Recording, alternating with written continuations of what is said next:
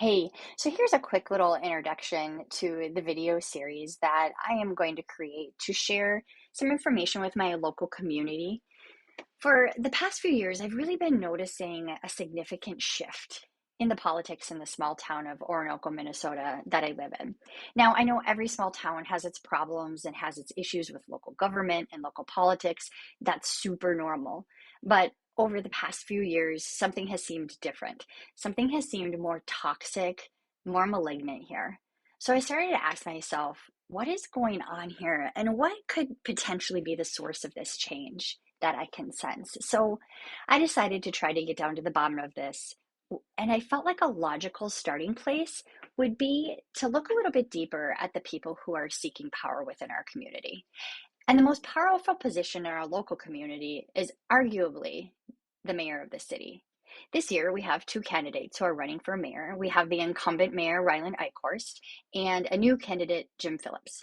Well, Jim Phillips isn't exactly new, as he is a current council member of Oronoco, but he is new to the candidacy of mayor. So I decided to start searching for an answer to my question by digging into the candidacy of Jim Phillips a little bit more deeply. Now, a very reasonable question would be to ask me why I'm taking a deep dive into Jim's candidacy and not into Ryland's.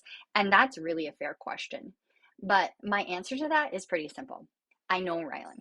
He's been our mayor for the past several years. He was first elected in 2013. I have had several personal interactions with Ryland as a community member, and I have overwhelmingly been very grateful for his true, genuine service to our community. I don't know Jim. He's new to this community, having only been here for about 4 years. So there's much more for me to learn personally with a deeper dive into Jim Phillips' candidacy. For transparency, all of this information was gathered from a combination of sources that include interviews that Wendy and Jim have done with people that have been published, newspaper articles, local news channel stories, public websites, social media posts, and of course, city council meeting minutes. All the sources of this information will be linked for you to check out on your own.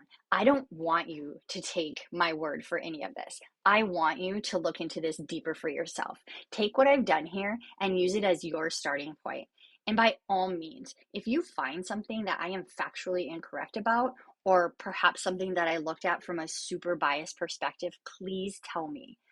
I'm attempting the first few videos to be very factually based and to project as little personal opinion into what I share as possible.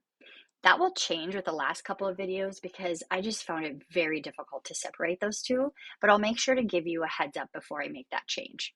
Okay, let's get started.